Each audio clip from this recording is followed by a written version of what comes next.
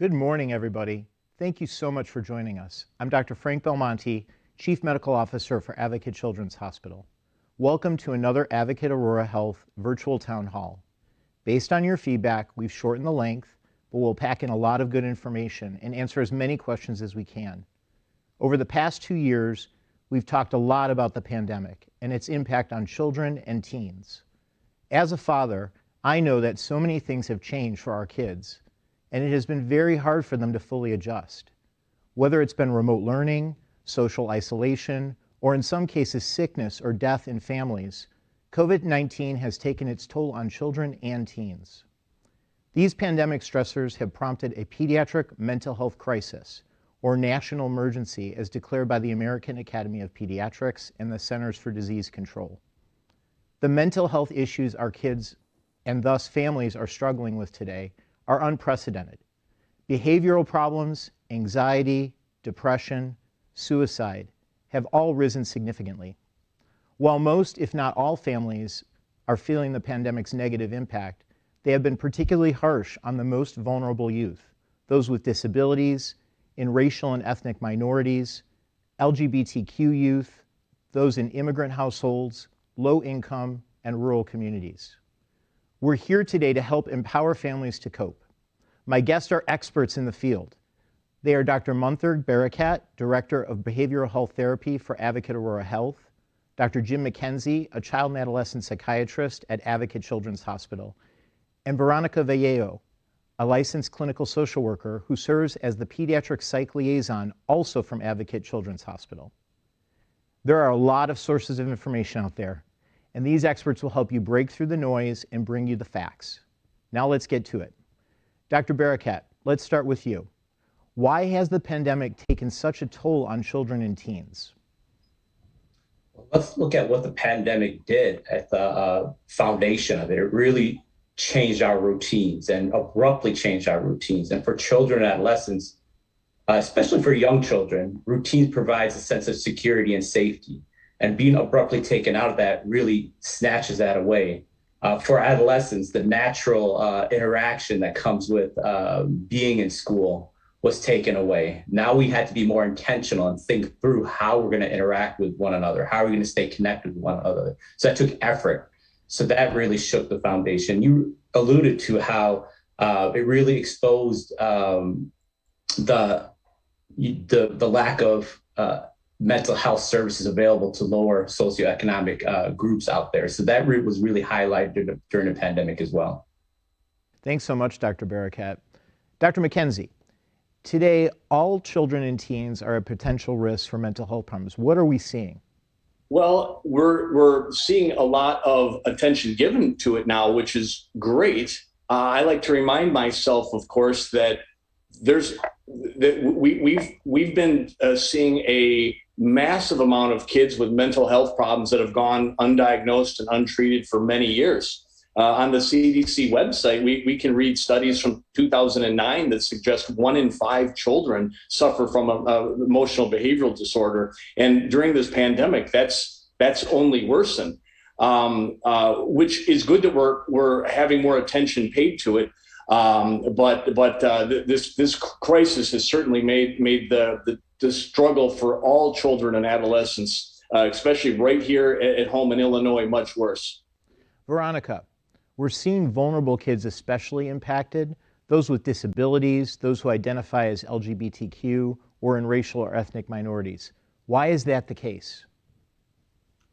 Well, I think that these kids have the potential of already experiencing a certain level of isolation, that a disruption in their normalcy can result in them feeling even more isolated. So I think we really do need to pay attention to these particular groups. So we have a ton of questions from our audience. I'm going to get through as many as we can in this half hour, and we'll just launch right in. So first one is to Dr. Barakat. A parent asks, what are the early warning signs that a child may have a mental health issue? It's a great question. There's a couple things to look at when you're looking at children and adolescents. Younger children typically will present with externalized symptoms such as opposition, aggression, or impulsivity.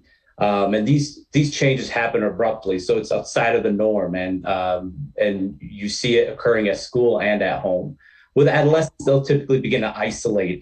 They may express that they're feeling sad, appear helpless, or engage in self-harming behaviors. And also their school performance will start declining across it. They may also express some physical aches and pains that they may not be attributed to any medical issues, such as stomach aches or headaches and things like that.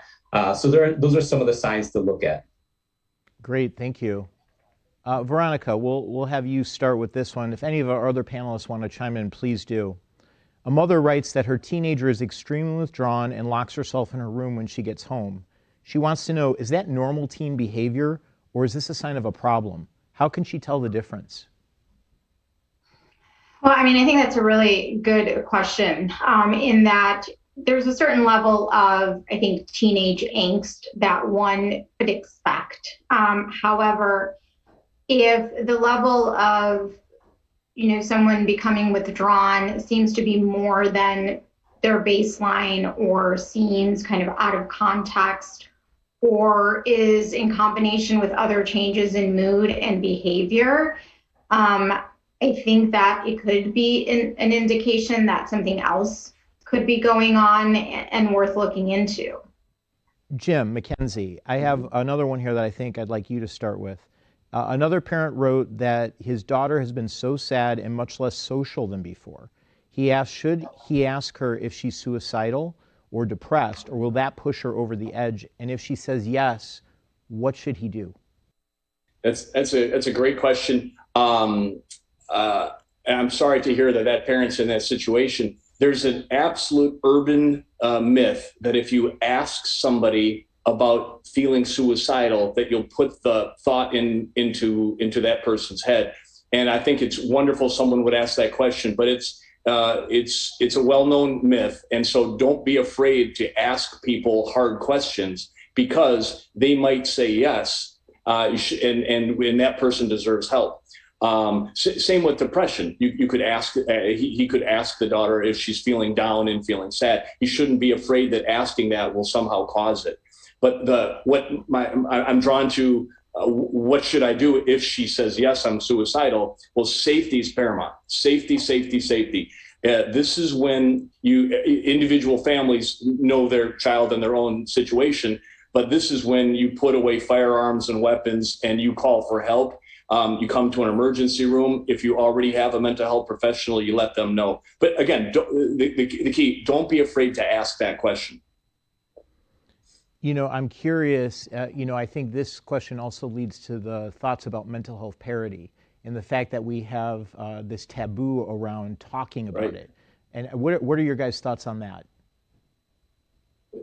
Exactly. If someone wasn't feeling well and we knew they suffered from insulin-dependent diabetes, for example, we wouldn't be afraid to ask them how is their health. Right. But there is so much stigma to mental health, including, in my opinion, just the way that we in society, the way we treat those seeking help, trying to navigate through confusing insurance networks and such. Yeah, I also think a part of that can be a sense of not being equipped with the right tools to help your child. So some parents I often hear they're afraid to open that door because they don't know what to do. Because if a child is physically sick, they know to give them medicine, or they know to give them a band. They know to take them to a doctor or emergency room to get help, because they know what that looks like. So there's a pathway that they're not familiar with. So oftentimes they need to understand that they can begin a dialogue with their children about sadness or anxiety and about mood, and checking in with them regularly, and having an open discussion about depressive symptoms or not feeling emotionally injured, and how we would address that. Yeah, I mean, I think it's, even if you don't have all the answers, right, you have to start bringing up the subject. So, Veronica, I'd like you to tackle this one. Another mother wrote, according to my kids, I am always the bad mom compared to their friends. I guess you could call it the bad dad too. I know I've been called that. During COVID, I've said no to things like pajama parties, yes to masks. She asked, how do I make them understand that I'm just trying to keep them safe? Yeah, I mean, I think acknowledging their feelings, is kind of like a place to start in recognizing how, again, these kinds of things, the situation is disruptive to the things that they would want to do and normally would do. Trying to put the situation in context to the best of your ability. Providing them with kind of like tangible reasons as to why safety measures are so important that they may not even think about, like there's a sick family member, immunocompromised, and then try to create alternatives to, activities that they are missing out on and would want to do. And that's, safe, but yet fun, to whatever the interests of the child, to each child may have. So, again, I think it goes back to knowing your child and trying to just work with them to find that, happy medium, that middle ground. Dr. McKenzie, I wanted to pitch this one to you. A grandmother wrote, can I get my grandchild in to see a psychiatrist? It seems very difficult, or even a psychologist, because of the long waits. Can her pediatrician help with some of this? Wow, that's a great question, and that is so timely. Yes, absolutely. Primary care physicians know the families, they know the kids so well through good times and bad times, be it back to school physicals and sports, forums, and you get to know kids. I've often thought as a psychiatrist, it stinks that I meet people often at the worst day of their life, and I don't know their backstory as well as their primary care would. Primary care physicians can do a wonderful job. And incidentally, that's what I'm doing with Advocate right now. I'm so proud to be partnering with Advocate and Dr. Belmonte that we're taking advantage of a wonderful new Illinois law that really didn't get much coverage, understandably, because of the pandemic. But we have a 2020 Illinois law, first state in the country, that supports private and public insurance, contributing to a model in which primary care doctors pair up with a psychiatrist. So yes, absolutely, pediatricians could help, and we're working on that with Advocate. Great, thank you so much, Jim. Dr. Barakat, another grandfather wrote in that he is concerned about his 3-year-old granddaughter who is too young for the COVID vaccine. He said she appears to be slower in her development, especially her speech, and he's wondering if this could be attributed to lack of socialization or exposure to other kids. Is it worth the risk to send her to some of these preschool or other classes like gymnastics? Yeah, that's a common concern out there right now, and the research is still out there with regards to how much development could be impeded in our children during the pandemic. One thing that can be done is first, I think every family has to consider their own personal situation. What kind of pre-existing medical conditions exist in the family with the child that may make them more vulnerable. But another thing that can be done is really researching these different areas that you're considering taking your child to, whether it be the preschool or activity classes or things like that, because a lot of them are taking precautions to help children be more engaged. Creative play is another way to kind of really engage with children, especially young children. Our research shows that if you get on the floor and play with your child and help them lead the way with regards to what to do during play, really helps their development too. So there's things that we can still do to help our children get that needed interaction. Just takes, as many things in this pandemic, some creativity and thoughtfulness about what we could do to help fill those gaps. Sounds like that would be therapeutic for the grandparent or the parent as well. Yes. Veronica, another mother asks that COVID and the limitations have made her 10-year-old a very angry kid. So they're feeling like they're missing out on things. She says, I look at him sideways, he lashes out. She's asking for any tips to get control of his behavior.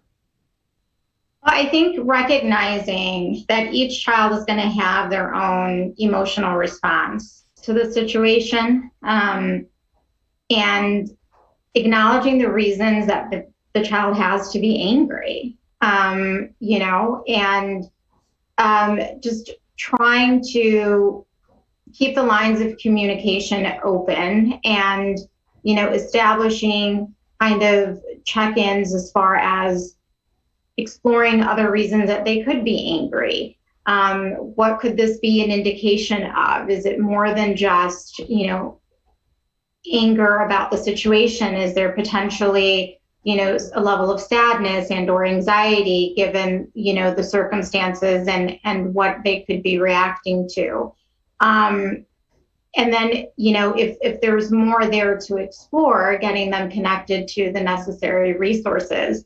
It could start with the pediatrician, because you don't want to miss anything. Like Dr. Barakat mentioned, that kids will act out their emotions when there's a disruption in mood. So we don't want to miss anything. So it would be worth exploring. So Dr. Barakat, I'm going to toss this one to you. This is a common question we receive from parents. As parents, we keep our kids physically healthy, but what can we do to routinely keep them mentally healthy? I love this one. Oh, I do too. I really appreciate this question. I'm always advocating for us to equate the both. So yeah, this is something as a mental health professional, as I think we all, as mental health professionals, really try to instill this mindset of thinking about our mental health well-being the same way we do our physical well-being. We know what to do to keep ourselves physically healthy, eating right, sleeping right, which also actually feeds into our mental well-being. But we don't think a lot about what we could do to help. We can be proactive by spending time talking about our emotions, opening up that dialogue when we're feeling certain ways, connecting our thoughts to how we're feeling emotionally, because we know that plays a huge role in how we feel. So teaching children early on that our thoughts really dictate the way we feel and ultimately dictate the way we behave, practicing gratitude. At the end of the day, closing the day by thinking about different things that we're grateful for, things that went well during the day, practicing mindful exercises. There's so many YouTube videos out there that really teach us these skills. These are skills that we don't get taught in school, that we don't get taught in different places. We can be more diligent about teaching these skills. So building routine in our day, sharing our feelings with our children, letting know that we feel angry sometimes, what we do to help ourselves, or we feel sad, and what we do, healthy ways to help ourselves. So I really appreciate this question. There's a lot of things you can do. Just we got to be really mindful and diligent about doing these things. It's interesting. As we emerge from the pandemic, it really is an opportunity for kind of a great reset about the way we think about our physical and mental well-being. So I think we need to take this opportunity to kind of think about it. So I appreciate that. I'm going to pivot a little bit. Dr. McKenzie, lots of questions here about telehealth counseling. Is it as good virtually as it is in person? What about preferences? So can you just unpack that a little bit for us? Sure, it's a great question. Look at us right now. We're bringing together a panel and we're able to communicate in a much easier fashion. I'm sure there's audience members that are curled up on their couch watching this. And if we go back just before the pandemic, it was a whole different world. This topic, telehealth, is something that I can just speak for the psychiatrists. I know our allies have also been working on this, but we've had committees working to pass legislation to allow this for decades. And it's, in my opinion, it's probably the only good thing that came out of the pandemic that's just been devastating. The only good thing I can come up with is that it pushed forward initiatives, including telehealth, that we've been working on for forever. Yes, it absolutely works. It's me talking to you just as we are right now. It's more convenient for you. Do you remember the snowstorm that we had last week on Thursday? I was helping a teaching clinic with young doctors, and we were having a pretty heavy snowfall, and the patients started to schedule, and the doctors were nervous about traveling in a winter storm warning. Every single patient was seen that day. So that's right there as evidence. Now, is it the same as going to your doctor's office and having you could argue that there's nothing that beats in person, but I'll tell you what, this is a very, very, very safe alternative that works well, and it's a heck of a lot better than canceling your appointments for illness, for fears of the pandemic, or for a snowstorm. I think the other thing too is that it allows you to do a true face-to-face interaction without a mask, without the PPE that one would need to use in an in-person visit. So I think that there's an opportunity to even have a higher level of connection and establishing rapport. So I think that that's definitely, a benefit.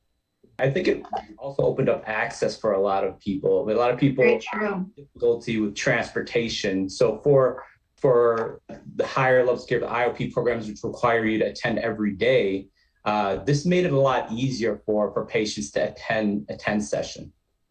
Veronica, I'm going to change topics a little bit. Many parents will be able to relate certainly to this question. Since so many children have had smaller parties for graduation, birthdays, or have not been able to visit colleges, we've taken away a lot of experiences from these kids. How do we help our children deal with these lost expectations around their life and these milestones? Yeah, this is a tough one, especially given that, for example, you only graduate high school once in your life, right? I think that there is something to be said about trying to focus on the positives and, the things that someone can look forward to, and offering that kind of reassurance that one can hope that this isn't always going to be the way it is, but also acknowledging kind of the loss. And recognizing that, it's less than ideal. But, when there are opportunities to kind of safely celebrate, those milestones, and allow, the child to contribute in that. What does that loss mean to them? How would they like, if they can to compensate for it, and find, again, safe alternatives. But it all really is about kind of establishing that communication and really knowing the significance for each child as to these events. And, as a family, how can you recognize it, safely, positively, and offer them that continued reassurance that moving forward, things can hopefully and will get better.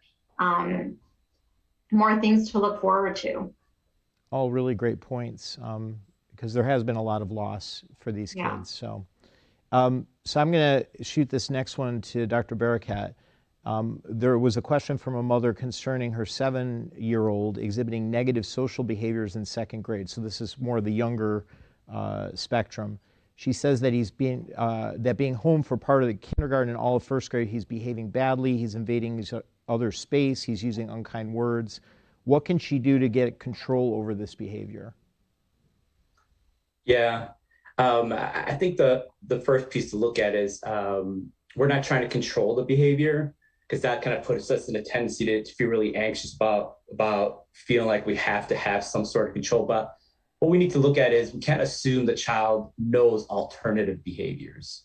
So part of it would be sitting down and discussing natural consequences and alternative, and start teaching alternative pro-social behaviors.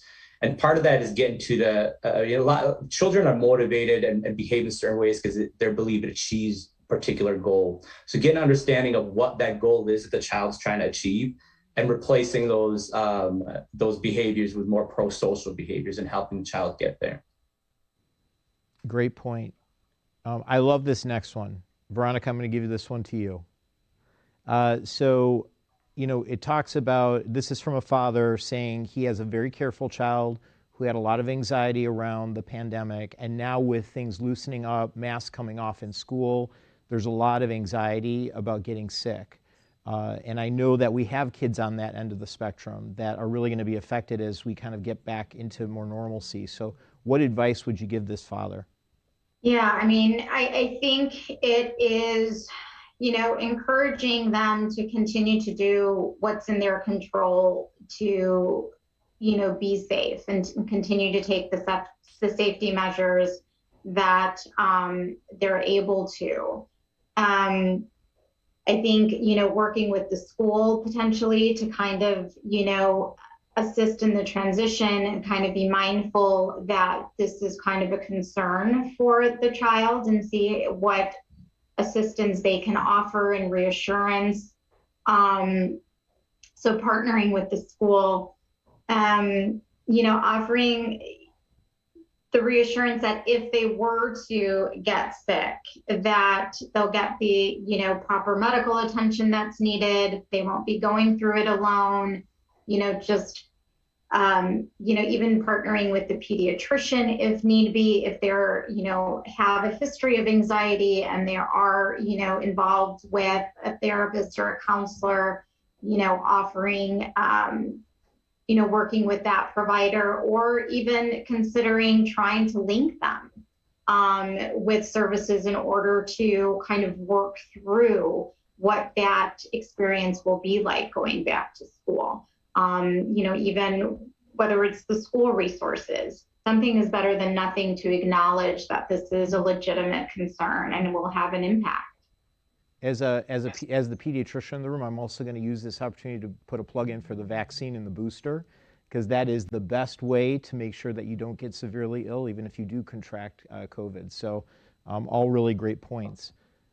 Dr. McKenzie, this is a question I'm getting a lot, and there was a lot of questions about this. My teens' grades have dramatically fallen this year. Is this a sign of a mental health issue? Is it a sign of, virtual school? Like, how do we ferret through all of this? Yeah, that's a great question. The answer is yes. It could be a mental health issue. It could be depression. One of the hallmark signs of depression is concentration problems. By the way, we talked earlier about the angry kid. I remind myself as a child psychiatrist that sometimes anger could be depression. Same with concentration problems. Maybe they're just fatigued and they're just burned out from the camera. Or, hey, kids got burned out from school before the pandemic too. I know kids whose grades suddenly drop, and if you have a good relationship with them and you can talk, in a therapeutic way with these kids, I've discovered it's drug use. I've discovered it was a breakup. I discovered they were in classes that were too hard for them. I know a young man that every time he was called on, he would say a swear word to get kicked out of class. And I met with this kid and I said, that's not like you to say bad words to get kicked out. And the kid told me, I would rather be kicked out for saying a bad word than have everybody see that I don't know the answer. So that's a great question. It's tricky because there's so many reasons that those grades could fall that year, right? And I would like to know, if I was talking to the family, does this tend to happen every year at a particular time? Some kids have that doldrums and this time of year or what too, but absolutely it could be a sign of mental health issues. School performance is akin to adults if suddenly they were not doing well with their job or their family dynamics and such. So absolutely, there's a sign, and I hope that the family would have that have the primary care doc or a mental health professional talk to them further. Yeah, I think partnering with your pediatrician and the school is really important in those situations to kind of figure it out together. So, well, we are just about at time, guys, and I know we have several questions left here. We'll continue to get the word out on our social media channels, and we really want parents this year to understand how we can help them with some of these issues. I thought maybe we would end by each of you maybe giving your final thoughts on what parents should be thinking about as we kind of enter the next phase of all of this. So Veronica, why don't you start? I think just, kind of paying attention. I think just creating a safe space to be able to check in and create, opportunities to discuss what's going on in their kids' day-to-day lives. Thanks. Dr. Barakat. Yeah, I think we should stay connected to what with regards to how the pandemic made us think about our mental well-being. Stay connected to that, pay attention to that, and help build some of these skills of that helps build resilience life down the road. So some of these skills we can hold on to and keep working on them. Thanks. And Dr. McKenzie, final words. I would remind the families listening today to trust their instincts, that a parent's instincts, their spider sense is better than mine. When you first come in for an appointment. So if you're wondering, should I seek help for my kid? If you're wondering that, something's probably going on. You've been right before. So trust yourselves, parents. Trust your instincts. That's a great way to end this. So this was a great session. Unfortunately, we're out of time today. I do want to thank all of you who submitted these great questions. They challenged us. They were really good. I learned something today. I really want to thank our panelists, Drs. Barakat, McKenzie, and Veronica, for sharing their time and insights with us today. We so appreciate your wealth of knowledge. If you still have questions, call your child's pediatrician, as Dr. McKenzie said. They will know your child. They will help you connect with good information and resources.